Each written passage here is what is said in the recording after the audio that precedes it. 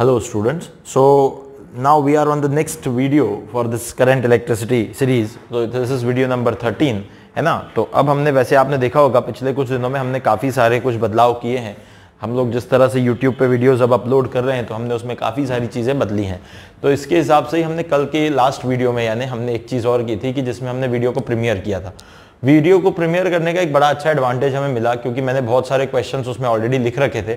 वो questions side by side जो है स्टूडेंट्स काफ़ी अच्छे से सॉल्व कर रहे थे, जिसके साथ हम लाइव चैट में जब साथ में अवेलेबल थे तो उनके सॉल्व करने वाले क्वेश्चंस हम देख पा रहे थे और साथ ही साथ उनके आंसर्स को क्रॉस वेरीफाई कर पा रहे थे। तो इस तरीके से ये एक और फीचर है जो कि हम लोग अब यहाँ पे ऐड करेंगे। अब हम लगभग सारे वीडियोस हमारे प्रीमियर करेंगे जिससे कि हम लाइव चैट्स में वहाँ अवेलेबल रहें। जिस समय आप वीडियो देख रहे होंगे उस समय हम आपके साथ वहाँ डिस्कशन कर सकें, वहाँ पे आप किसी भी तरह के हमसे डाउट्स पूछ सकें। डेफिनेटली कुछ ऐसे असामाजिक तत्व होते हैं जो कभी कभी कुछ अच्छी चीज़ों को भी सपोर्ट नहीं करते या फिर उसे अपोज करते हैं। पर एक बात और होता है, देखिए मैं कुछ चीज़ें बताना चाहूँगा इसमें कि opposition is always good, but when you can face the opposition, when you can face your own opposition, like अगर आप अपोज करते हैं किसी चीज़ को, अगर आप किसी चीज़ में अपनी नाराज़गी जताते हैं तो आपको खड़े होकर बताना पड़ेगा कि why you are opposing that thing. पर क्या होता है आजकल सोशल मीडिया के अंदर ऐसी बहुत सारी चीज़ें हैं जिसमें लोग क्या करते हैं, अपोजिशन तो लगा देते हैं पर अपना फेस सामने नहीं आने देते। बट मैं ये कहता हूं अगर आपका अपोजिशन जेन्युइन है तो आपका फेस सामने लाने से क्यों डरते हो आप, ठीक है। तो इसीलिए कैसा होता है, यहाँ सोशल मीडिया में एक बड़ा फियर होता है बहुत सारे लोगों के दिल में कि अरे हम अगर कोई वीडियो डालते हैं या कुछ इस तरह की चीज़ करते हैं तो कोई लोग क्या कमेंट करेंगे, कोई लोग कैसे करेंगे, कोई लोग कैसे करेंगे। मुझे ऐसा लगता है कि इस पर हमें सोचना नहीं चाहिए। अगर आप अपने तरफ से एक अच्छा काम कर रहे हैं तो आपको इस बात पे बिल्कुल भी देखना नहीं होगा, ध्यान देना नहीं चाहिए कि कोई क्या कमेंट करता है। आपको सिर्फ ये समझना चाहिए अंदर से कि आप क्या कर रहे हैं। अगर आपको लगता है आपने काम अच्छा किया है तो आपका काम अच्छा है, तो डोंट वरी अबाउट इट। आप किसी को कमेंट करने दें, वो उसकी प्रॉब्लम है, वो क्या बोलता है क्या नहीं बोलता, it completely depends on that person, है ना। देखिए इस दुनिया में जब हमारे पास हमें जब भगवान ने हमारा एक हाथ दिया तो 5 उंगली एक साथ नहीं दी, एक जैसी नहीं दी, जबकि हमारा ही हाथ है और 5 उंगलियां अलग हैं। तो इसका मतलब आप ये समझ के चलिए कि दुनिया में जितने इंसान हैं उनकी सोच, उनकी थॉट प्रोसेस, वो सब कुछ डिफरेंट है। उसे हम मैच नहीं करा सकते, उसे हम इक्वल नहीं कर सकते। तो कहीं ना कहीं ये बात समझ लें कि कोई इंसान अगर कोई अपनी तरह से कोई धारणा या अपनी तरह से कोई अपने विचार रखता है या अपने थॉट्स रखता है तो कोई बड़ी चीज़ नहीं है। हमें अपने काम पे फोकस करना चाहिए। बस हमें एक चीज़ करनी चाहिए, हमें हमेशा अपने आप से compete करते रहना चाहिए कि हम कैसे अपनी आने वाली चीज़ को अपनी ही पहली वाली चीज़ से कैसे बेटर कर सकें। Don't worry about others thoughts, don't worry about others work, just worry about your own work, just focus on your own work, ठीक है। तो इस बात के साथ मैं आगे बढ़ना चाहूँगा और फिर मैं चाहूँगा कि हम लोग आज का एजेंडा डिस्कस करें। आज जो एजेंडा है, आज जो हम वीडियो में डिस्कस करने वाले हैं, तो मेरी कोशिश ये है कि आज आपको मैं इक्वल पोटेंशियल मेथड से इक्विवेलेंट रेजिस्टेंस निकालना सिखा दूं। और दूसरी चीज़ मेरा एजेंडा ये है कि मैं आपको इनफाइनाइट लैडर के कुछ क्वेश्चंस करा दूं। तीसरा मेरा एजेंडा है कि मैं सिमेट्रिक सर्किट, आपको थोड़ा सा सिमेट्रिक सर्किट के बारे में कुछ चीज़ें बता दूं। तो अगर हम ये 3 पॉइंट्स आज कवर कर पाते हैं आज के वीडियो में तो इसका मतलब हमारा इक्विवेलेंट रेजिस्टेंस वाला कॉन्सेप्ट खत्म हो जाएगा। फिर we can move further for grouping of cells, है ना। तो आज की इस बात को लेकर हम आगे बढ़ते हैं। तो स्टार्ट करते हैं हमारा आज का वीडियो और हम आगे सॉल्व करते हैं इतने सारे बनाए हुए क्वेश्चंस। आई होप जैसे ही ये वीडियो प्रीमियर होगा, एक क्वेश्चन सॉल्व करते ही जब आपको मैं एक मेथड समझा दूंगा, आप खुद दौड़ के आगे के क्वेश्चन करना शुरू कर दोगे और आप बहुत अच्छे से फिर सारे आंसर्स निकालोगे। मैं डेफिनेटली आपके साथ उस समय लाइव चैट में होऊंगा जब मैं आपके आंसर्स चेक कर रहा हूंगा, इवन मैं आपको करेक्ट आंसर्स भी बताऊंगा।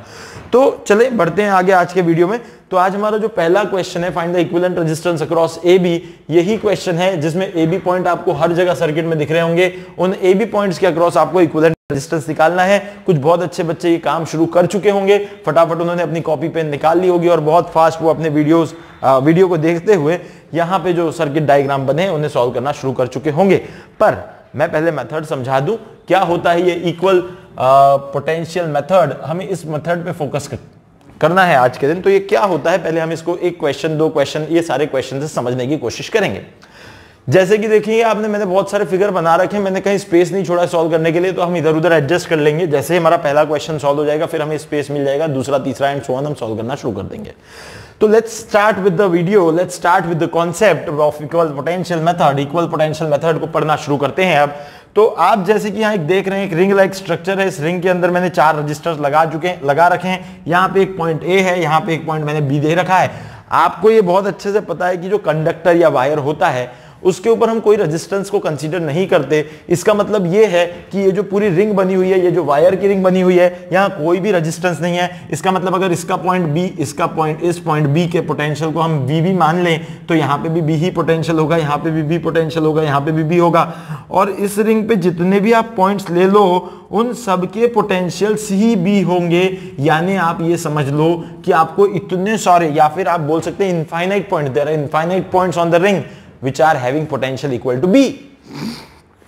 इस बात को समझें, इस बात को डाइजेस्ट करें कि भाई इस रिंग के ऊपर इनफाइनाइट ऐसे पॉइंट्स बैठे हुए हैं जिनका पोटेंशियल B है। आप क्या कर सकते हैं, ये सारे के सारे B हैं, ठीक है सर, सारे के सारे B हैं, मैंने एक पॉइंट ले लिया B और एक पॉइंट है A का पोटेंशियल और कोई नहीं हो सकता, सिर्फ एक हो सकता है। तो मैं क्या करूंगा, यहां पे मैंने एक B पॉइंट बना दिया, एक A पॉइंट बना दिया, मेरे पास 2 ही पॉइंट हैं, ये है मेरे पास B पॉइंट, ये है मेरे पास A point. Let's have this line between A and B।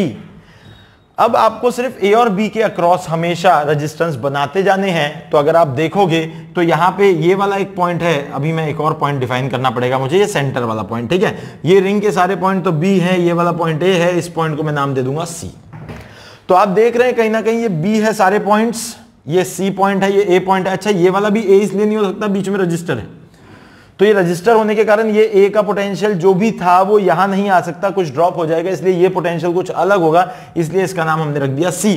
तो आप A और B तो देख चुके हैं, इन बीच में इसके कहीं तो C रख दीजिए, कोई दिक्कत नहीं है, कोई भी दिक्कत नहीं है। अब आपको दिख रहा है कि A और C के बीच में एक रजिस्टर है, जोड़ दीजिए डायरेक्ट। तो ये C को मैं थोड़ा इधर ले लेता हूं, ये C को मैं इधर ले लेता हूं, इसके बीच में एक रजिस्टर है, दोनों के बीच में ये R, इसको जोड़ दिया मैंने, ये रजिस्टर आ गया।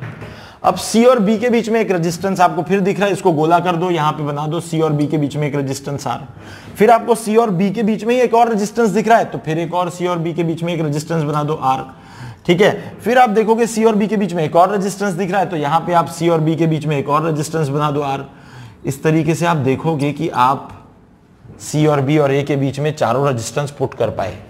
अब आपका सर्किट बड़ा सिंपल हो गया, ये A हो गया, ये वाला B पॉइंट हो गया, खत्म हो गई बात। आप देख सकते हैं कि यहाँ पे ये R R R, ये तीनों मिला के तीनों पैरेलल यानी R/3, और ये वाला R इनके साथ सीरीज में यानी R/3 plus R is nothing but RAB, and that RAB is nothing but 3 + 1 4/3R, this is nothing but RAB। Very simple.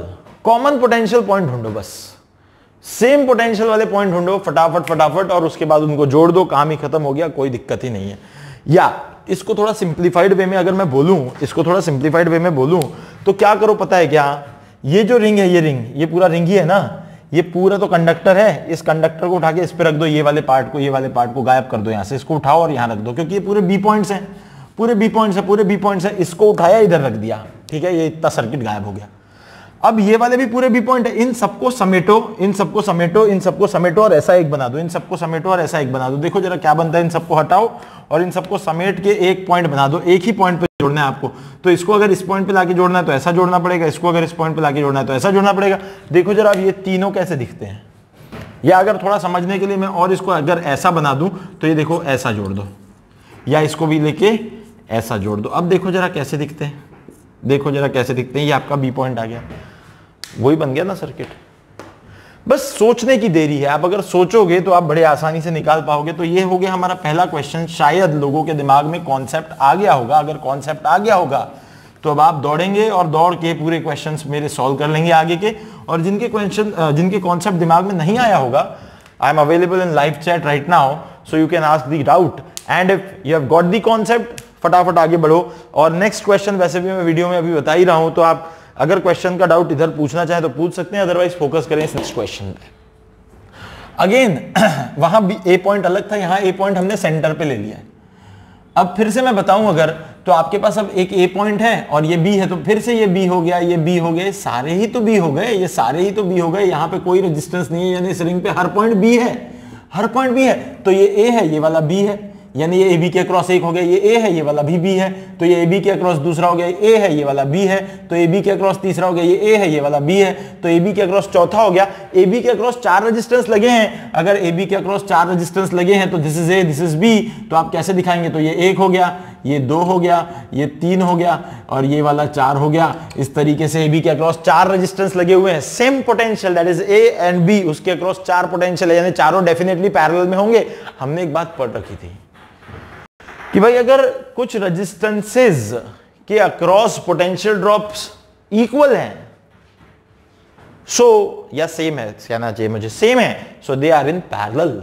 So same is the case with this concept, they are in parallel, R and R, very easily you can say RAB is nothing but R by 4 low. within no time you can calculate the answer, within no time you can calculate the answer, you can calculate the answer orally। again very simple thing, अगर इसको मैं और थोड़ा concept को simple तरीके से समझाऊं, ये तो एक हमने बना ही लिया।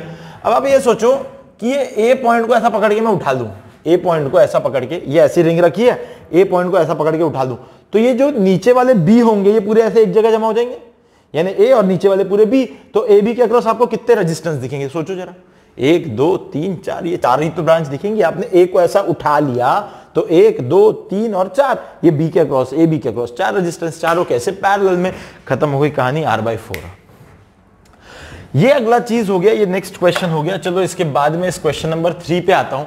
आई होप अब लोगों का क्वेश्चन सॉल्व करना शुरू हो चुका होगा, मुझसे स्पीड से, मुझसे फास्ट बढ़ेंगे। थोड़ी बहुत बीच में बातचीत हम लोग करते हैं, इसीलिए करते हैं ताकि आपको समय मिल जाए और कुछ क्वेश्चन आप सॉल्व कर लें। Again it is based on the same concept. पहला सर्किट और ये वाला सर्किट सेम है, पहला सर्किट और थर्ड सर्किट एक ही है। आपको फिर समझ में आ जाना चाहिए कि ये 3 रजिस्टर, ये 3 रजिस्टर, ये 3 रजिस्टर 8 12 और 24 वाले कैसे हैं। 8 12 और 24 वाले जो 3 रजिस्टर हैं वो है पैरेलल में और ये एक है सीरीज में। मैं अब थोड़ा डायरेक्ट इसको रीड्रॉ कर दूंगा, तो डायरेक्ट अगर मैं इसको रीड्रॉ करूं तो मैं इसको ऐसा बना सकता हूं, मैं इसको ऐसा बना सकता हूं, इसको जोड़ के ये वाला पॉइंट आ गया B, ये वाला पॉइंट आ गया A के पास है R और ये आ गया 8R, ये आ गया 12R और ये आ गया 24R। और जिसको ये वाली बात नहीं समझ में आई होगी वो पहले वाले फिगर को देखे, आपको सेम चीज मिलेगी। या फिर इसके हर पॉइंट अगेन वही बात कर लो आप, ये सारे पॉइंट के पोटेंशियल दिए, आप इस रिंग को उठा के वाइंड अप करके यहां रख दो, ये रिंग को गायब कर दो। ये पार्ट वैसे भी कोई काम का ही नहीं है, इसका कोई मतलब नहीं है इस सर्किट में, भगा दो इसको, सिर्फ आपको कंफ्यूज करने दिया हुआ है। इक्वल पोटेंशियल है, करंट वरेंट का तो कोई मतलब वहां से है ही नहीं। तो अब यहां से अगर आप देखते हो तो आपको फिर ये वाले तीनों को आप अगर अरेंज करना चाहो तो आप इसको थोड़ा ऐसा हॉरिजॉन्टल बना दो। ये लो, ये बन गया 8R, आप इसको निकालो यहां से और यहां से हॉरिजॉन्टल बना दो, ये बन गया आपका 24R। लो, यही सर्किट बन गया। मेरे ख्याल से आई थिंक इसको सॉल्व करने की मुझे जरूरत तो नहीं पड़नी चाहिए। फिर भी आप 3 है तो 3 में से कोई 2 एक साथ ले लो, 12 और 24 ले लो, तो 12 × 24 अपॉन 12 + 24, यानी मैं इसको 36 लिख देता हूँ। सीधे सीधे 36 यानी 3 से कट गया, 3 से कट गया, 8R हो गया। ये सीधे सीधे आपके पास यहाँ R था, यहाँ भी R था, यहाँ पे R² था, एक R कैंसिल कर दो, सॉरी R² नहीं था, सिर्फ एक R था, ठीक है, 36 का एक R। ओके, सो एक R को कैंसिल कर दो तो एक R बचा, यानी 8R आ गया। इसका इक्विवेलेंट आपके पास आ गया 8R और 8R आपके पास हो गए कैसे, पैरेलल में। तो 2 इक्वल रेजिस्टेंस पैरेलल में, तो इक्विवेलेंट आधा, यानी 8R का 4R प्लस R यानी कितना हो गया RAB, यानी आपके पास आ गया 5R। बड़े आसानी से आप इसका रेजिस्टेंस निकाल सकते हैं, बड़ी सिंपल चीज है। So in this way, if you will continue in this way, you can find a lot of equivalent resistance across AB and you can find lot of answers very easily. तो ये हो गया हमारे पास third question. अब इसके बाद जो next question है उस पर हम लोग बात करें। मैं सिर्फ एक चीज यहां समझाना चाहूंगा, ये जो इस तरीके का सर्किट में आता है पार्ट, इसको कहते हैं जंपर, और जो इस तरीके का पार्ट आता है इसको कहते हैं शॉर्ट सर्किट। अब ये क्या सर फर्क क्या है दोनों जंपर और शॉर्ट सर्किट में? कुछ फर्क नहीं है, सिंपल सी बात है भाई। एक इंसुलेटेड वायर और एक इंसुलेटेड वायर जब ऐसे रख दें एक के ऊपर एक, तो एक इंसुलेटेड वायर दूसरा इंसुलेटेड वायर, इंसुलेटेड के ऊपर इंसुलेटेड रख दिया, तो इस तरह से आपने जब भी रख दिया तो क्या होगा, उनके बीच में कोई भी इलेक्ट्रिकल कंडक्शन नहीं हो रहा। इलेक्ट्रिकल कंडक्शन नहीं हो रहा, तो इस तरीके के केस को आप कह सकते हैं कि यहाँ जंपर लगा हुआ है, जंपर लगा हुआ है। बड़ी सिंपल सी चीज है, मैं आपको थोड़ा इस तरीके से समझा सकता हूँ। यहाँ मेरे पास कुछ रखा हुआ है, एक चार्जर रखा हुआ है ना, मैं एक सिंपल चीज आपको समझा सकता हूँ कि जैसे ये एक वायर है, इस वायर, ये वाला इंसुलेटेड वायर है, ठीक है, इस इंसुलेटेड वायर के ऊपर से अगर मैं एक और चीज कहूं कि ये एक और वायर है मेरे पास, ठीक है, तो ये भी एक इंसुलेटेड वायर है, ये भी एक इंसुलेटेड वायर, ये ऐसे अगर जा रहे हैं, तो ये ऐसे अगर जा रहे हैं तो ये इनके बीच में कोई भी इलेक्ट्रिकल कनेक्शन नहीं है, ठीक है, इलेक्ट्रिकल कनेक्शन नहीं है। तो ऐसा जब केस बनता है तो ये फर्स्ट वाला जंपर वाला केस बनता है, यानी इस वायर का करंट अपना अलग है, इस वायर का करंट अपना अलग है, ठीक है, एक बात ये समझ लो। और ये जो दूसरा केस है शॉर्ट करना, इसका मतलब क्या किया पता है क्या, एकदम यहां बीच से उसको छील दिए, इसका ऊपर का इंसुलेशन निकाला, यानी जो अंदर कॉपर है वो बाहर आ गया, इसको भी छीले, इसका भी कॉपर बाहर आया और दोनों के कॉपर को मिला दिया। इसका मतलब क्या होगा, जो यहां से करंट आएगा वो करंट कहीं ना कहीं इधर भी कंडक्ट हो जाएगा ब्लैक वाले में, फिर इधर भी कंडक्ट हो जाएगा, या इस वाला ब्लैक वाले का करंट इधर व्हाइट वाले में चला जाएगा। यानी इलेक्ट्रिकल कंडक्टिविटी होगी शॉर्ट अगर कर दोगे, और अगर जंपर लगाओगे तो इलेक्ट्रिकल कंडक्टिविटी नहीं होगी। बस इस दो बातों को समझना है आपको कि भाई शॉर्ट करना क्या होता है और जंपर क्या होता है। पर एक बात समझें, जब भी कभी किसी सर्किट में आपको इस तरीके से कॉमन पॉइंट दिखे तो ये समझ लेना कि इसको शॉर्ट किया गया है, और जब भी कभी इस तरीके से कुछ ऐसा जंप करते हुए जाता दिखे तो यहां समझ लें कि यहां कोई इलेक्ट्रिकल कंडक्टिविटी नहीं है, इस पार्ट को जंपर कहा जाता है। जंपर यानी करंट भाई ऐसा आया, जंप करके चला गया, उसको ये वाली ब्रांच से कोई लेन देन नहीं, इस ब्रांच से कोई लेन देन नहीं, आया ऐसा निकल गया सीधा, उसको इससे कोई लेन देन नहीं, और इधर वाली ब्रांच वाला सीधा चला गया, उसको ये इस वाली ब्रांच से कोई लेन देन नहीं। पर यहां क्या है, सबका लेन देन सबसे जुड़ा हुआ है। तो इस बात को थोड़ा समझने की कोशिश करें, इस बात को समझेंगे तो बहुत अच्छा होगा। इसके बाद अब मैं थोड़ा सा इस क्वेश्चन की तरफ बढ़ता हूं। आई होप आपने ये वाले क्वेश्चन को देख लिया होगा, इसको मैं मिटा देता हूं। Let's find out the next thing. अब हम इसके आगे बढ़ते हैं। तो यहां से अब इसके बाद नेक्स्ट जो क्वेश्चन जिसमें हमने जंपर लगा रखा है, फिर से मैं इसके सर्किट को रिड्रॉ करके बताने की कोशिश करूंगा। ये आ गया ए हमारे पास, ठीक है, तो आप ये समझ सकते हैं कि ये वाला भी पॉइंट ए है, ये वाला भी पॉइंट ए है, क्योंकि ये वायर में कुछ नहीं लगा है।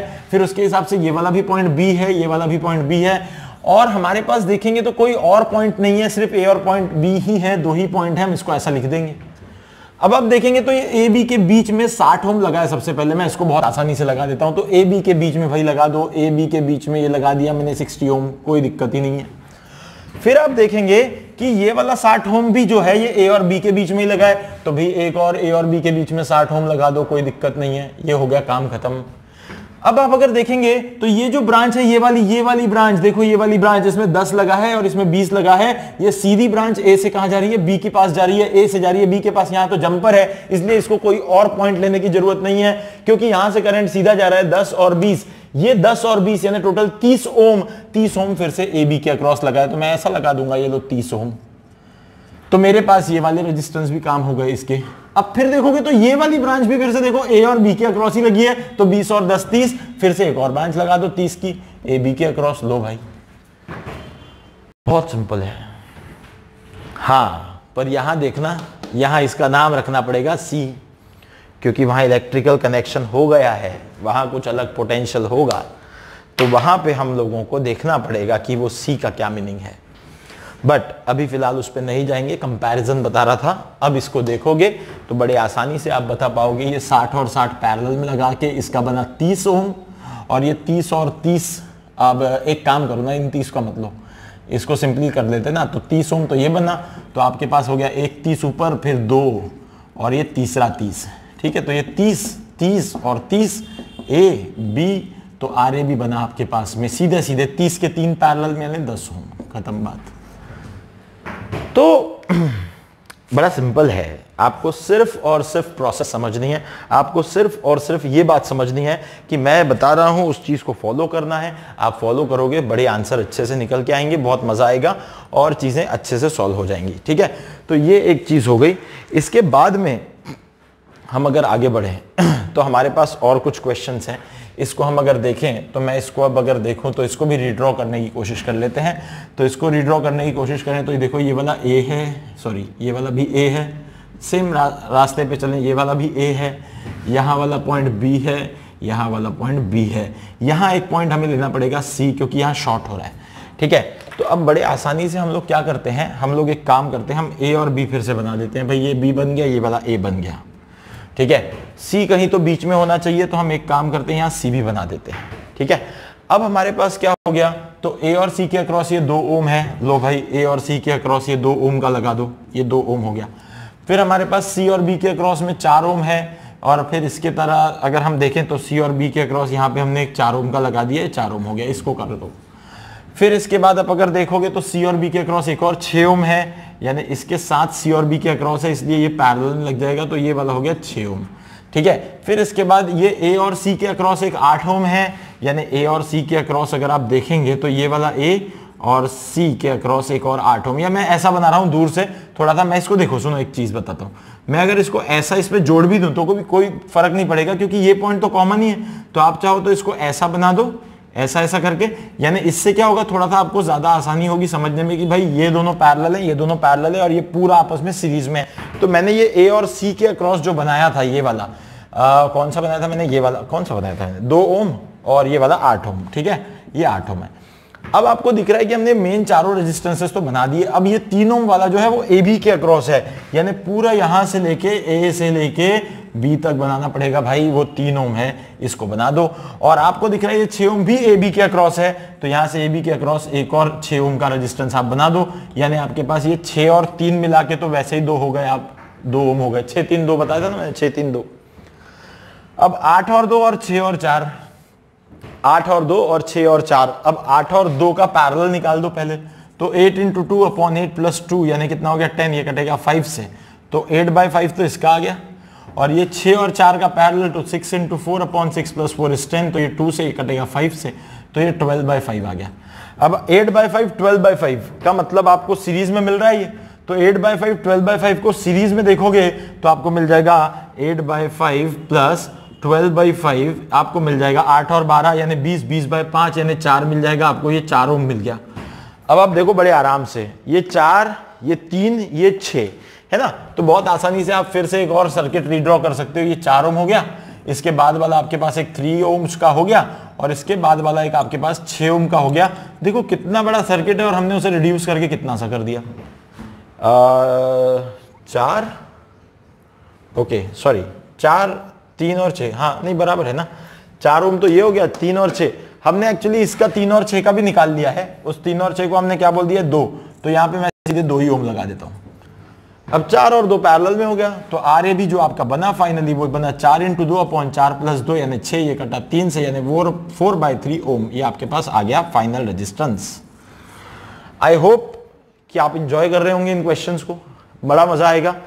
ऐसे ही आप इन 3 क्वेश्चंस को ट्राई करें अगले 2 मिनट के लिए, 2 मिनट के लिए इसलिए क्योंकि मैं और नए क्वेश्चंस आपको यहां देता हूं, और उन नए क्वेश्चंस को मैं देके आपको फिर और भी मजा आएगा। हम लोग और नए क्वेश्चंस देखते हैं, पहले तो इसको लिख लो। अगले 2 मिनट में आपके पास टास्क है कि आप ये 6th 7th और 8th को सॉल्व करेंगे, है ना, मैंने प्रोसेस आपको बता दी है, आप इन 6th 7th और 8th को सॉल्व करें। मैं और नए क्वेश्चंस जो हैं यहाँ पे आपके लिए रख देता हूँ सामने, है ना, तो आप ये सॉल्व करें, तब तक मैं कुछ नए क्वेश्चंस आपको देता हूँ, ठीक है।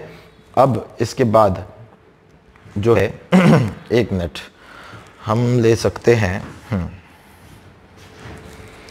कुछ क्वेश्चंस और हैं जो आपको बड़ा मज़ा आएगा जिसमें, है ना, थोड़े से कॉम्प्लिकेटेड सर्किट लेने की कोशिश करूंगा मैं, ठीक है। तो इसको मिटा देता हूं मैं अभी, ये वाला शायद आपने लिख लिया होगा।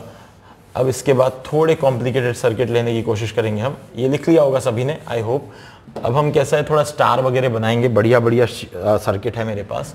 सो this is question number 2, you can say, actually question is same, find equivalent resistance. I hope आप सब वो सॉल्व कर रहे होंगे अक्रॉस AB, ठीक है। आई होप आप सभी लोग वो सॉल्व कर रहे होंगे क्वेश्चंस। 3 क्वेश्चंस आपके पास टारगेट में दिए हुए हैं। मैं थोड़ा एक कॉम्प्लेक्स सर्किट बना रहा हूँ, थोड़ा सा कॉम्प्लेक्स सर्किट बना रहा हूँ, हालांकि ये है तो सिंपल ही, बट थोड़ा मज़ा आएगा इसे सॉल्व करने में आपको। सो दिस इज 12 ओम,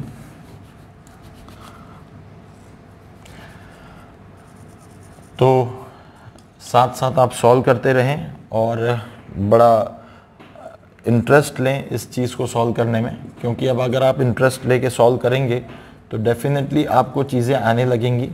और सबसे बड़ी चीज़ आपको अगर मैं इसमें बताऊं तो करंट इलेक्ट्रिसिटी एक ऐसा चैप्टर है हमारे JEE या नीट के प्रिपरेशन के अंदर जिसमें से आपको शॉर्ट क्वेश्चंस मिलने वाले हैं। मैंने पहले भी ये बात बोली है कि आपको इसमें ना 100% क्वेश्चन तो मिलेंगे, और दूसरी एक चीज़, अगर आप इसके बेसिक्स को लेकर थोड़े से स्ट्रॉन्ग हैं तो आपको वो जो क्वेश्चंस मिलेंगे उसके आंसर्स भी आप बहुत अच्छे से निकाल पाएंगे, बहुत अच्छी तरह से आप इन्हें सॉल्व कर पाएंगे। ये एकदम शॉर्ट चीज़ है, आपको इसके आंसर्स निकालने में कोई भी दिक्कत नहीं होगी और बड़े मज़े से आप इसके आंसर निकाल लेंगे पेपर में। और एक बात और बताऊंगा, अभी कुछ दिन पहले हम लोग डिस्कशन कर रहे थे जब स्टूडेंट्स के साथ, तब ये बात सामने आई थी कि जब हम 10th स्टैंडर्ड में ये करंट इलेक्ट्रिसिटी या इस तरह का चैप्टर, ये वाले चैप्टर्स को पढ़ते हैं, तब पता है कि वो स्टूडेंट के लिए फर्स्ट टाइम होता है जब वो करंट जैसी किसी चीज के बारे में सुनता है। पर उस समय क्या होता है कि स्टूडेंट्स जो होते हैं ना, उनके दिमाग में बहुत क्लैरिटी नहीं होती इसको लेकर कि ये कैसा चैप्टर है भाई, क्या है इसके अंदर। तो एक फियर फैक्टर सा होता है हमेशा हर स्टूडेंट के दिमाग में कि ये चैप्टर तो मुझे नहीं आएगा, ये चैप्टर तो मुझसे नहीं होगा। और बहुत सारे स्टूडेंट्स के साथ ये भी होता है कि वो स्टूडेंट्स इस चैप्टर को आखिरी में बस ऐसे ही छोड़ देते हैं अपने स्कूलिंग के समय पे, और बहुत ज़्यादा फोकस नहीं करते, छोड़ से देते हैं बस। यानी ऐसा रहता है बस कि समहाउ हम लोग बस भाई इसको कैसे तो भी मार्क्स लेने के लिए, कुछ तो भी मार्क्स लेने के लिए पढ़ लें, बाद में देखा जाएगा क्या होगा। बट एक डर बना रहता है हमेशा। पर मैं अश्योरेंस दे सकता हूं कि अगर आप इसको पूरा देखते हैं, अगर आप इस चैप्टर की पूरी सीरीज को देखते हैं, तो definitely I am very much sure about it कि आप बहुत अच्छे से इन क्वेश्चंस को समझ पाएंगे। और दूसरी चीज, आपके अंदर करंट इलेक्ट्रिसिटी को लेकर एक बहुत ही अच्छी फीलिंग आएगी, जिससे आप डेफिनेटली आगे जाके इस चैप्टर को कभी भी इस तरीके से जो 10th में सोचते थे वैसा कभी नहीं सोचेंगे। ठीक है ना। तो मेरी कोशिश है कि आपको इस तरह की फीलिंग दिला सकूं मैं इन क्वेश्चंस के लिए, है ना। खैर फीलिंग तो फीलिंग होती है, अब पता नहीं फीलिंग आप कितनी उसको कर पाते हैं, ठीक है, it's okay. But I will definitely try to make this chapter very easy for you, है ना। इसीलिए हम लोग इस तरह से चल रहे हैं। अब इसके बाद मैं कुछ ये वाला मिटा के मैं थोड़ा सा आगे का एक पार्ट और भी यहाँ पे देख लेते हैं। हम इनफाइनाइट लैडर के क्वेश्चन को मैं बनाता हूँ ताकि हमें आगे के लिए समय मिल जाए और हम फटाफट से क्वेश्चन सॉल्व कर सकें, ठीक है। तो यहाँ मैं लिख दूंगा heading concept of infinite ladder. Okay, so अब हम इसके लिए क्वेश्चन नंबर 3 पे चलेंगे। Find equivalent resistance across A B.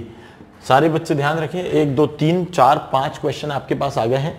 This is your first question for second question and this is second question for second question. Okay, so अब हमें infinite ladder के लिए काम करना है, इनफाइनाइट लैडर के लिए बात करनी है। तो अब यहाँ पहला एक जो इसका पार्ट है मैं बना देता हूँ। यहाँ आपके पास 1 2 3 और अप टू ये बी पॉइंट है। So this is r, this is 2r 3r and ये डॉट डॉट डॉट 100r तक जा रहे हैं and this is point A. आपको इसका आर इक्विवेलेंट निकालना है। इसके बाद एक और क्वेश्चन है जिसमें एक इस तरह लेडर टाइप का स्ट्रक्चर है और ये लेडर वाला स्ट्रक्चर यहाँ इन्फिनिटी तक जा रहा है, यहाँ पे भी ये इन्फिनिटी तक जा रहा है। This is point A, this is point B. ये कॉन्सेप्ट अपने आप में थोड़ा यूनिक है, इसके क्वेश्चन को सॉल्व करने का एक तरीका है, मैं आपको वो तरीका बताऊंगा और आपको वो तरीके को ही फॉलो करना है, ठीक है। आप अगर उस तरीके को फॉलो करेंगे तो आप इस तरह के सारे क्वेश्चन आराम से सॉल्व कर लेंगे। ये इन्फिनिटी तक ऐसा ही जा रहा है। ओके, सो यहाँ हम ले लेंगे आर, यहाँ पे भी एक आर और यहाँ पे भी एक are.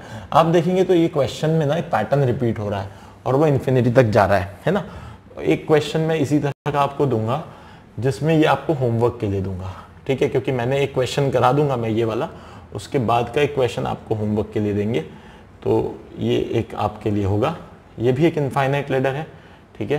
This is r, this is r, this is A, this is B, this is also r r. यहाँ आपको एक नीचे भी रेजिस्टेंस दिख रहा है, पर यकीन माने कि ये क्वेश्चन को सॉल्व करने का जो प्रोसेस मैं आपको ऊपर बताऊंगा आपको वही प्रोसेस लगाना है, ठीक है।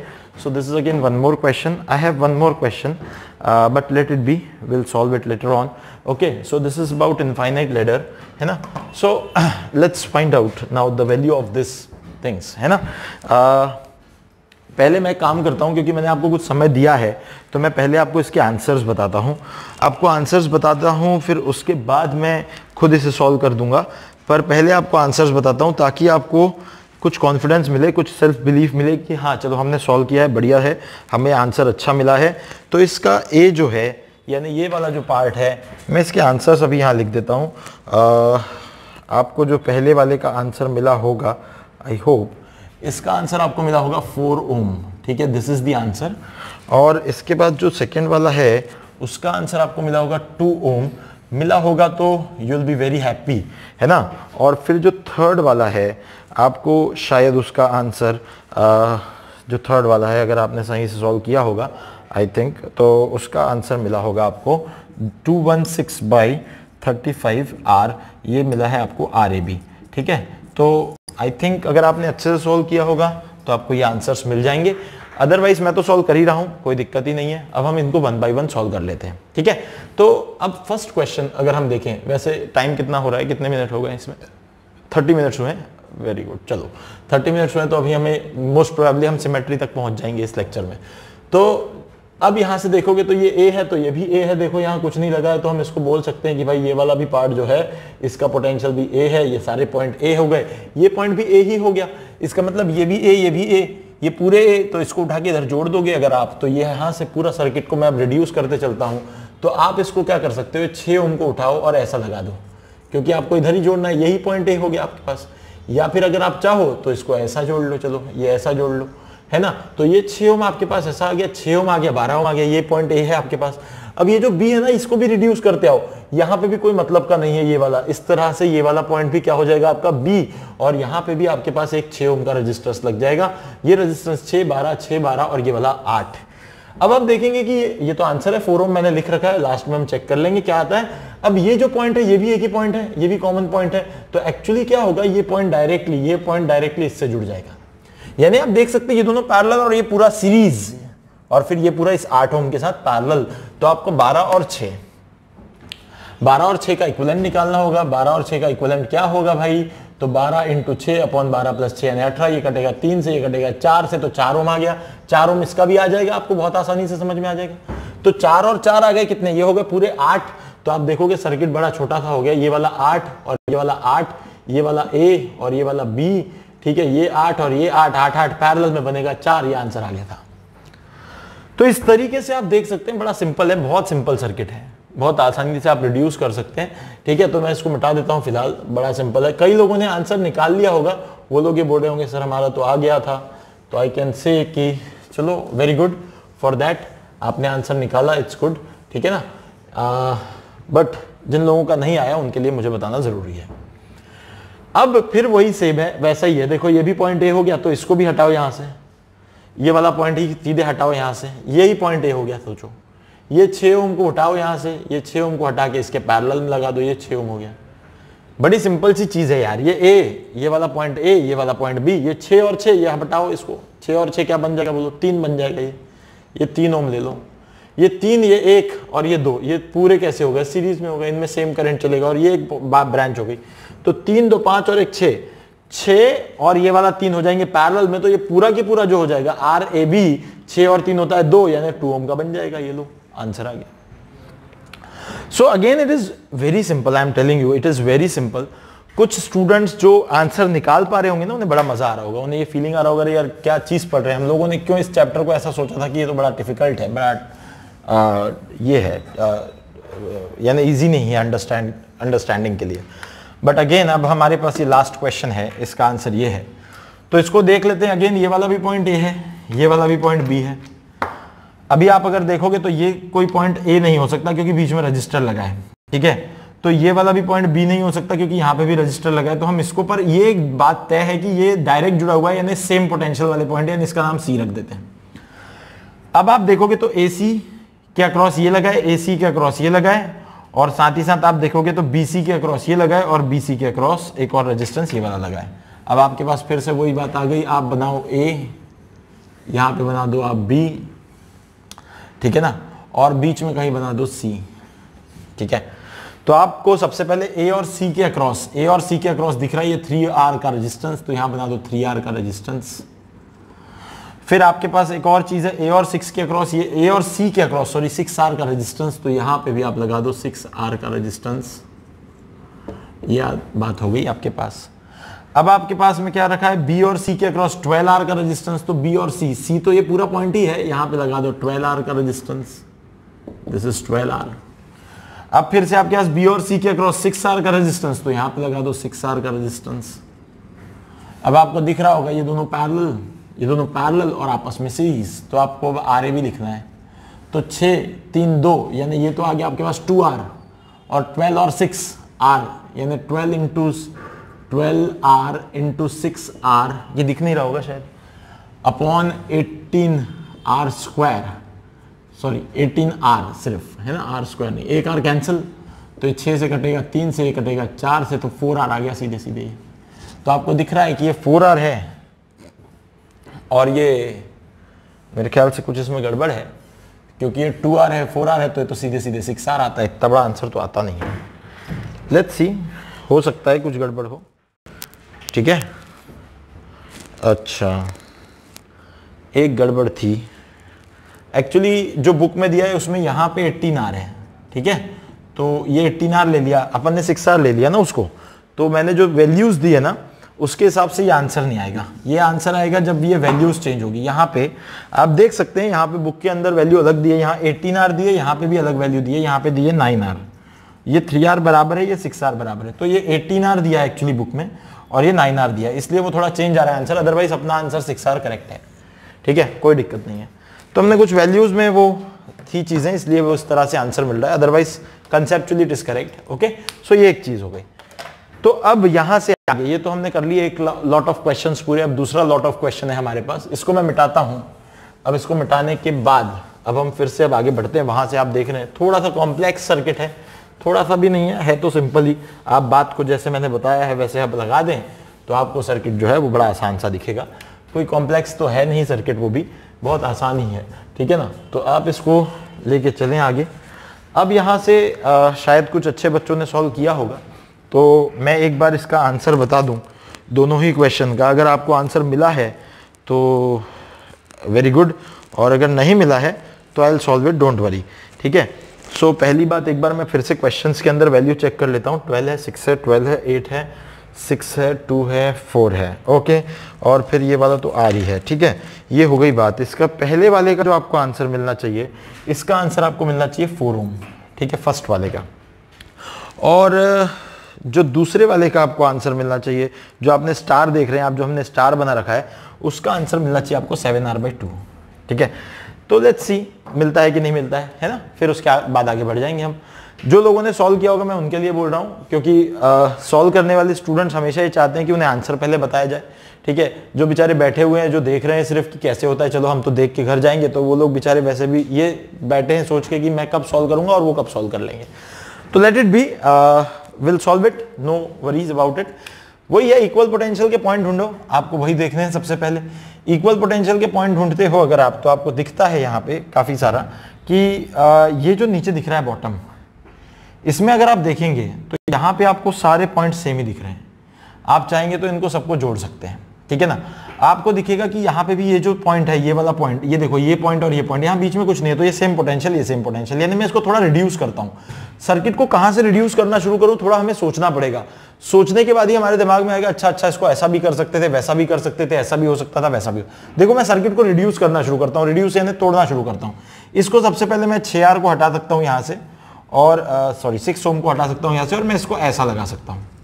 तो ये मेरे पास बहुत आसान हो गया कि हाँ सर ये तो बढ़िया हो गया, 6 ओम हटा दिया आपने यहाँ से, तो 6 और 12 है ना, 6 और 12 पैरेलल में दिख गया तुरंत ही मुझे, सर बढ़िया हो गया, ये तो कोई दिक्कत नहीं है। मैं एक काम और कर सकता हूं, मैं इस वाले 12 को, क्योंकि ये वाला पॉइंट जो है वो यही वाला पॉइंट है, क्योंकि यहाँ बीच में भी कुछ नहीं है, और ये वाला पॉइंट यही वाला पॉइंट है, यानी इसको हटा के मैं इस वाले 12 को ऐसा भी जोड़ सकता हूं। देखने में आसानी होती है, फिर समझने में आसानी होती है।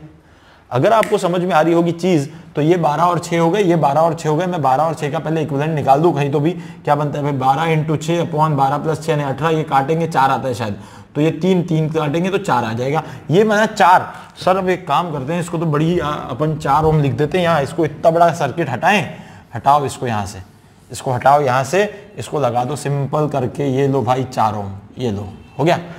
इसको भी हटा दें सर, इसको भी करें। अब ये पॉइंट एक ही है ना, ये पॉइंट तो एक ही है, सेम पोटेंशियल, बीच में कोई रेजिस्टेंस नहीं है, तो आप सर इसको ऐसा क्यों नहीं लगा देते एक साथ, ये लो भाई ऐसा लगा देते हैं, ये लो ये लो ये लो ये लो, ये 4 ओम हो गया, खत्म हो गई कहानी। अब देखो कितना सिंपल दिखता है। अगर अब तुम्हें सिंपल दिखता है तो चीजें सच में अब सिंपल हैं। अब क्या हो गया मामला, अब थोड़ा सोचो, अब कौन कौन कैसा होगा भाई, कौन सीरीज कौन पैरेलल, हमें सोचना है कैसे करें। अब इसके आगे कैसे करें, तो यहां से आगे आप क्या सोच सकते हैं। आप चाहो तो ये वाले ए पॉइंट को उठाओ, यहां से आप यहां बना दो, ठीक है, ये ए पॉइंट को, वही तो बात है। अब सर कैसा होगा, अब कौन कैसा है सीरीज में, कौन कैसा है पैरेलल में, अब थोड़ा देखने वाली बात है। तो अब क्या लगता है आपको सर, अभी तो कुछ समझ में नहीं आ रहा है, थोड़ा दिख नहीं रहा है, बहुत अच्छे से विजुअल क्लियरिटी नहीं आ रही, क्योंकि थोड़ा कॉम्प्लेक्स ही दिख रहा है, बीच में ब्रांच आ गई ना, इसलिए थोड़ी गड़बड़ सी लग रही है।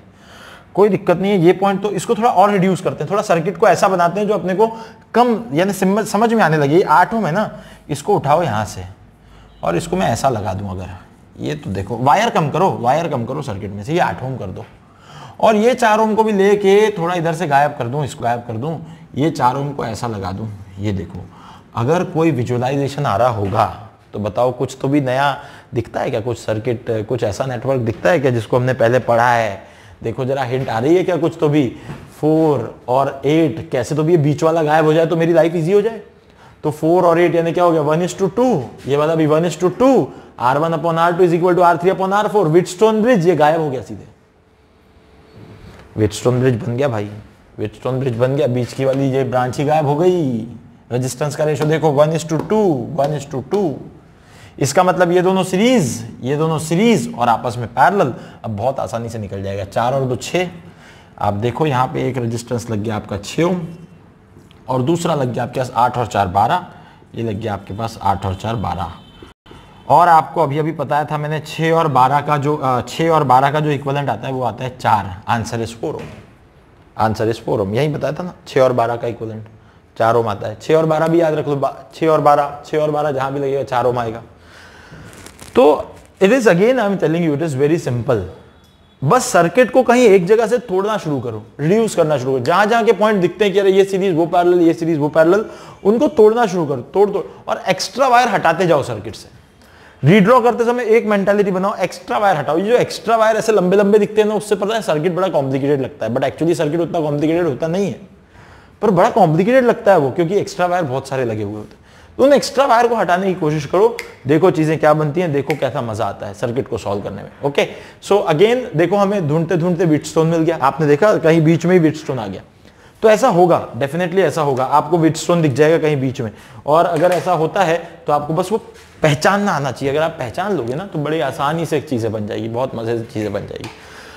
तो अब मैं इसके बाद आगे बढ़ूंगा, और मैं ये जो स्टार वाला क्वेश्चन है ये आपको हिंट दे के छोड़ दूंगा। आई होप शायद आप कर पाओ, नहीं भी कर पाओ तो मुझसे पूछ लेना, मैं कमेंट पे उसको कर दूंगा, चीजें सॉर्ट आउट कर दूंगा।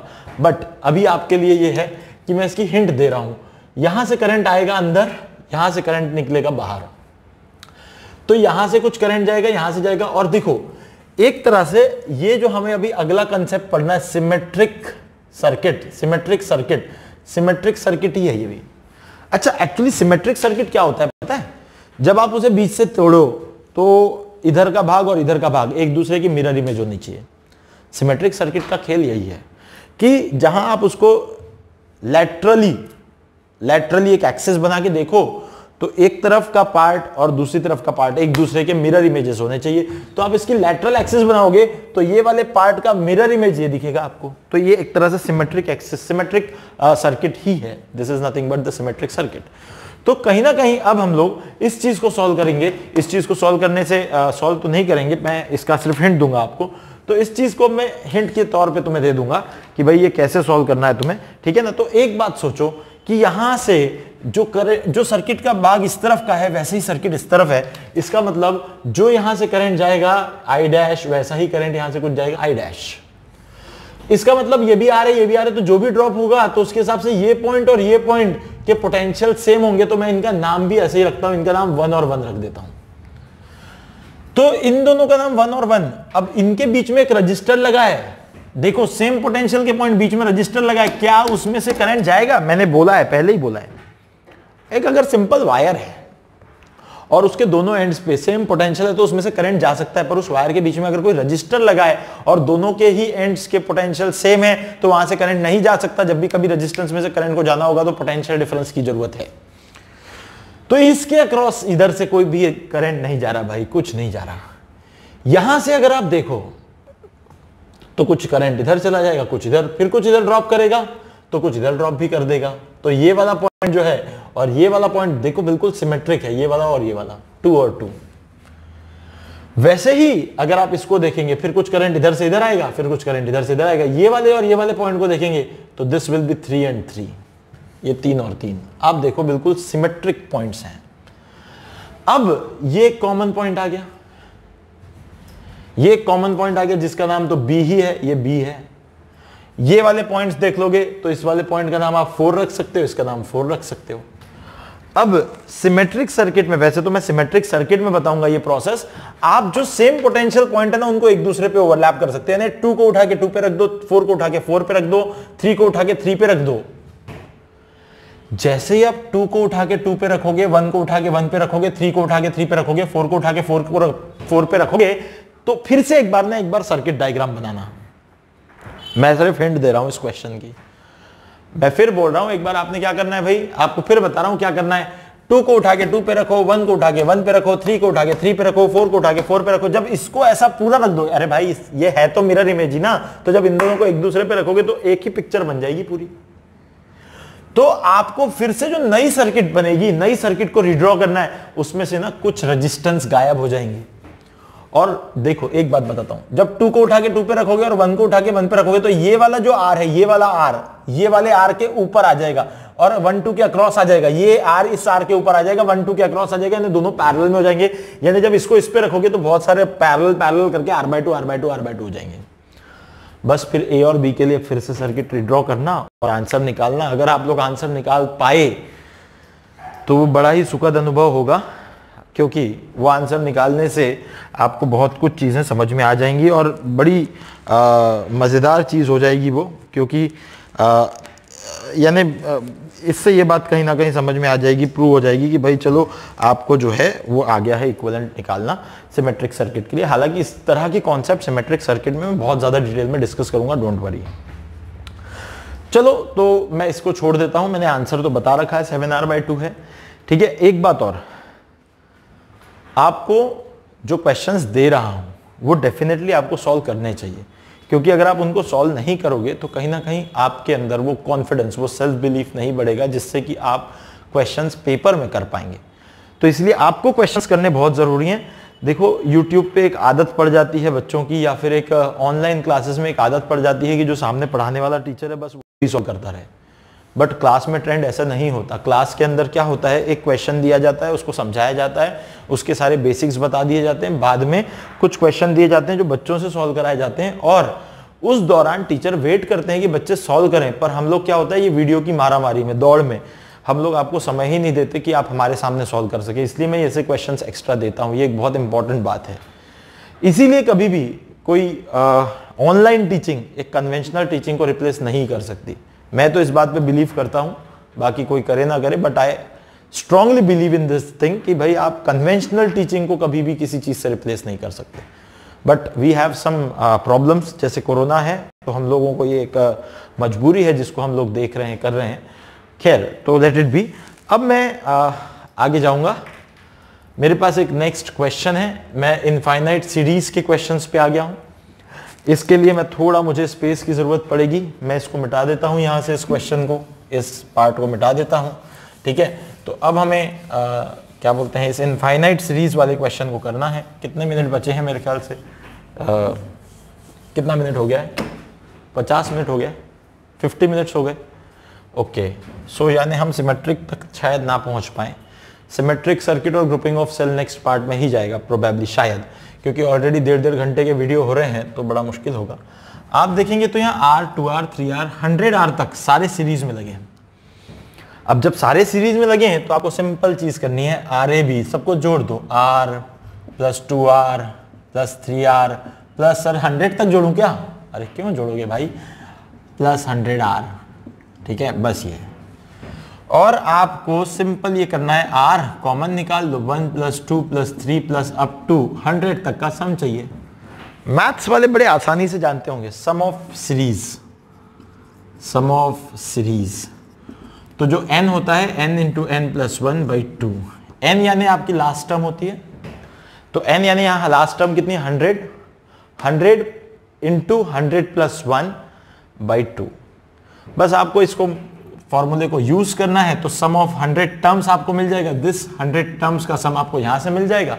तो आपको सिंपल क्या करना है, n इज 100 इंटू 100 प्लस 1 यानी 101/2, ये काट दो, 50 से काट लो, ठीक है ना। तो आपको कुछ यहां मिल जाएगा 5050, मिलता है क्या, मिल जाएगा, देख लो, 101, 50, 51 जा 0 और कर लेना सॉल्व, तो 5050 कुछ आ जाएगा, ठीक है ना, कर लेना, दैट इज 5050।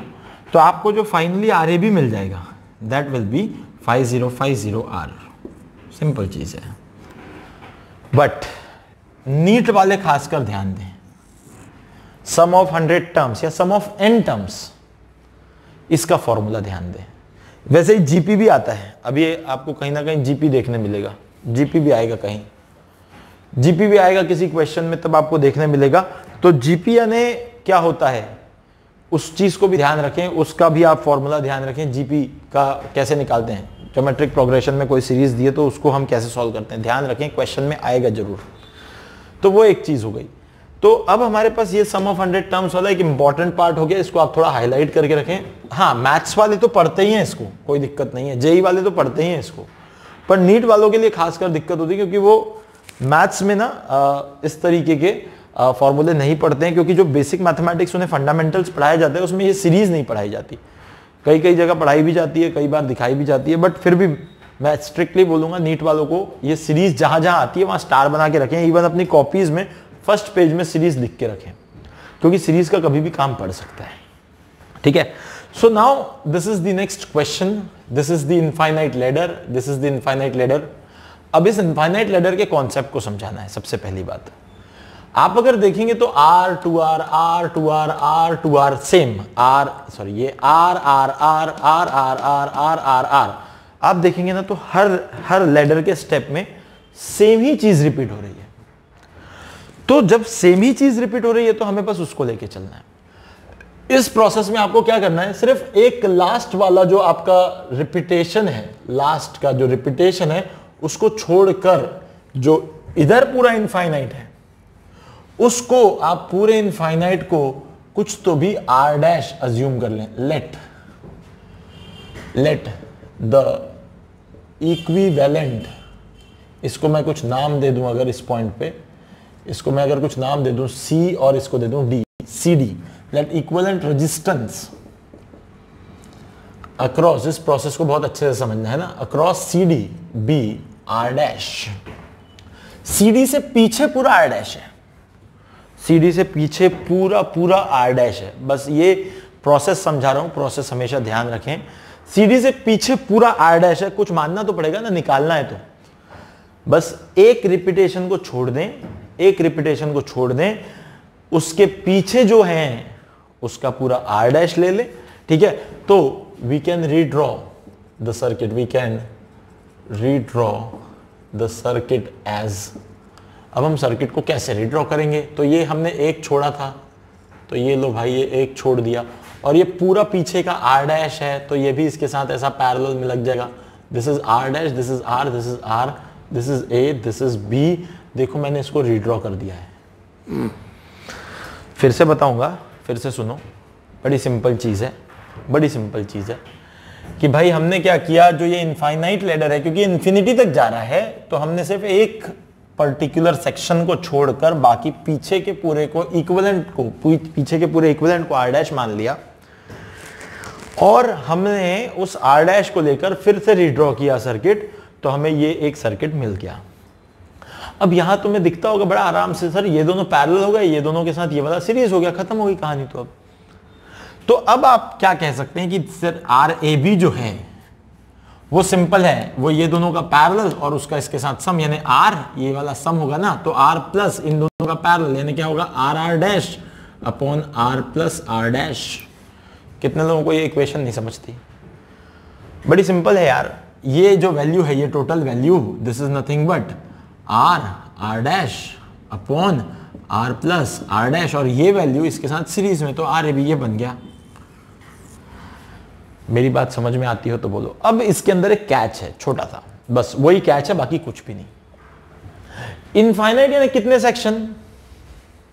अगर तुमसे ऐसा सवाल कोई पूछे कि बताओ भाई इनफाइनाइट यानी कितने सेक्शन, फिर तुम अरे सर अभी इनफाइनाइट बोल रहे हो और कितने सेक्शन पूछ रहे हो, अगर पता होता कितने सेक्शन है तो मैं वो कितने हैं गिन के निकाल लेता ना।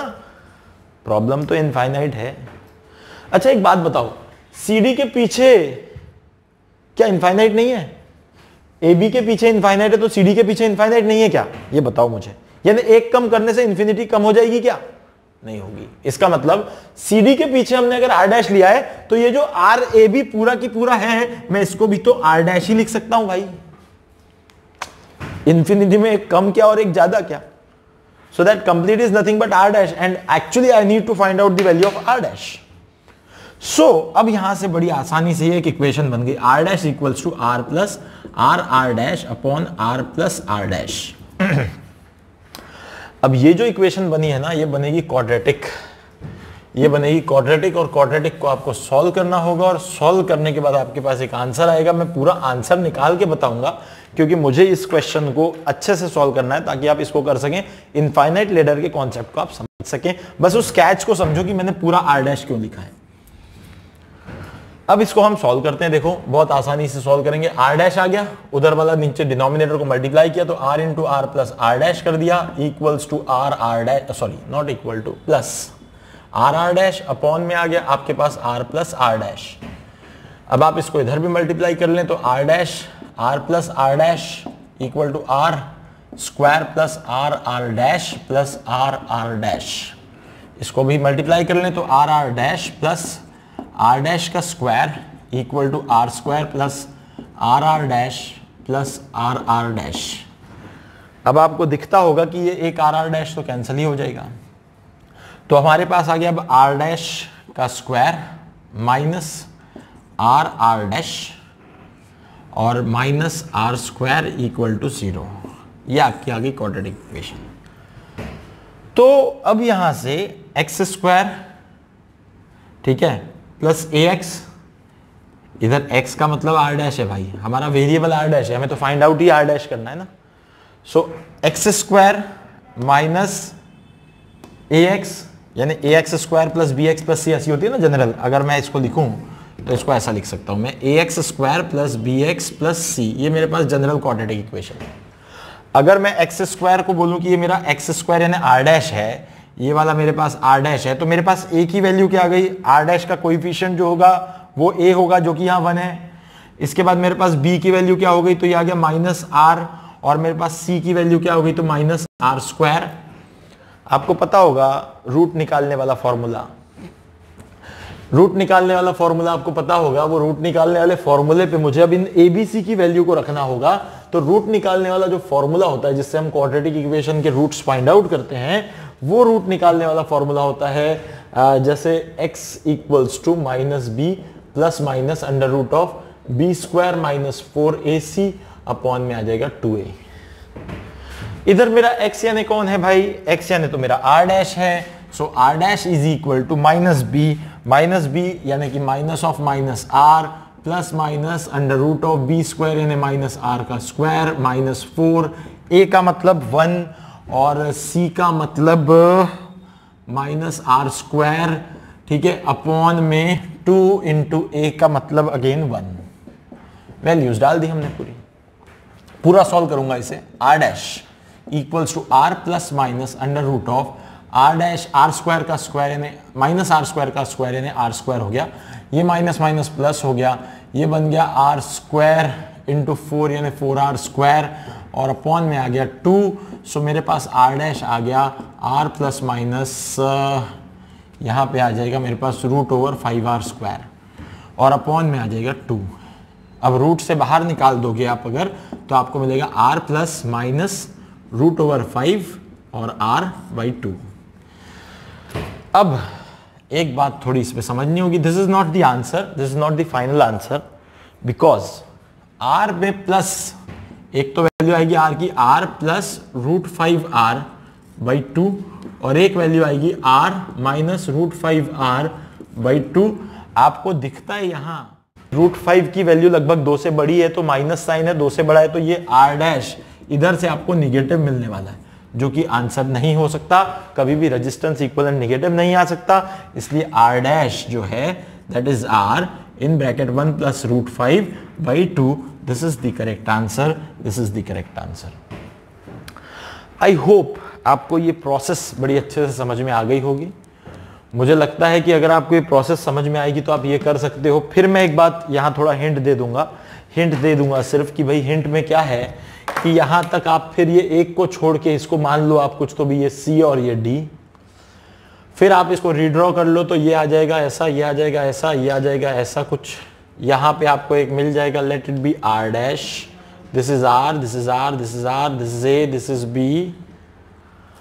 Now again take it r dash और फिर ये वाला पैरेलल और वो पूरा series and so on. I think you can solve it. वापस हम इस इक्वेशन पे आ जाएंगे। बस अब इस इक्वेशन में अंतर ही होगा, r डैश ये तो रहेगा पर यहाँ r की जगह अब ये r और ये r यानी 2r हो जाएगा। थोड़ा चेंज आएगा, आप इसे सॉल्व करें, बड़ा मजा आएगा, ठीक है ना। अब हमारे पास जो इसमें आखिरी चीज बची है वो है सिमेट्रिक सर्किट के लिए इक्विवेलेंट रेजिस्टेंस निकालना, जो कि हमें अब नेक्स्ट वीडियो में ही कंटिन्यू करना पड़ेगा, क्योंकि अगर हम इस वीडियो में दौड़ भाग करेंगे तो मजा नहीं आएगा। एक छोटी बात मैं इनफाइनाइट लैडर के लिए बता देना चाहता हूँ, सिर्फ एक छोटी बात। एक लैडर में ऐसा क्वेश्चन भी बनता है जिसमें पहले वाले लैडर में आर दिया रहेगा, दूसरे वाले पार्ट पे आधा होगा उससे, तीसरे वाले पे और आधा, जैसे इधर r, इधर r बाई 2, इधर r बाई 4, इधर r by 8 and so on. तब आपको क्या करना है, तो आपको यहां तक का जो लोगे वो r डैश बाई 2 लोगे, क्योंकि यहां तक तो आधा है, और फिर उसके बाद वाले को लोगे r डैश। यानी देखो मेरी बात को समझने की कोशिश करो। एक क्वेश्चन देखा है कहीं, वो कुछ इस तरह का होता है कि यानी ये r और ये r लगा रहेगा, ये वाला r बाई 2 ये r बाई 2 रहेगा, ये वाला r बाई 4 ये r बाई 4, यानी हर ब्रांच में आधे आधे होते जाएंगे। तो आपको अब जो CD वाला लेना है उसके इसके लिए CD वाला जो लेना है आपको, RCD जो लेना है वो आपको लेना है कुछ तो भी r डैश बाई 2। और जब आप पूरा AB वाला लेंगे, ये वाला जब लेंगे आप, तो RAB वाला जो आप लेंगे उसको लेना है पूरा r डैश, क्योंकि यहां तो आके पूरा r लगा हुआ है, उसके बाद आधा है, फिर उसके बाद 1/4 है, फिर यानी आधा आधा आधा होता जा रहा है। तो इस तरीके से है। और कहीं अगर GP आएगी ना, तो वहां GP के लिए भी आपको एक GP का फॉर्मूला जो है वो याद रखना है ना। तो इसको ध्यान रखें, A/1 - R होता है वो GP का फॉर्मूला।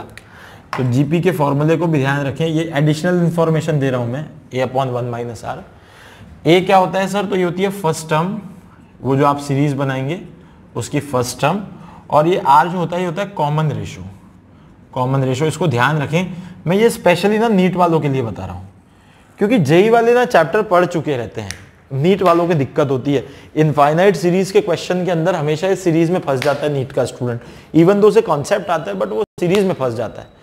तो आप सीरीज लिख के रखें, पहले पेज पे लिख के रखें, क्वाड्रेटिक इक्वेशन सॉल्व करना सीखें। अब हालांकि 8, 9, 10 में आपने पढ़ा है पर सीखा कुछ नहीं, आता जाता कुछ नहीं है, वो एक अलग मुद्दा है। खैर, तो will stop here today and will meet tomorrow again. Okay, for good bye for now, thank you very much. And one more thing, subscribe, share and like, ठीक है। इसे जितना ज़्यादा आप स्प्रेड करें इतना अच्छा होगा, हमारी मेहनत को अप्रिशिएट करें। Thank you very much.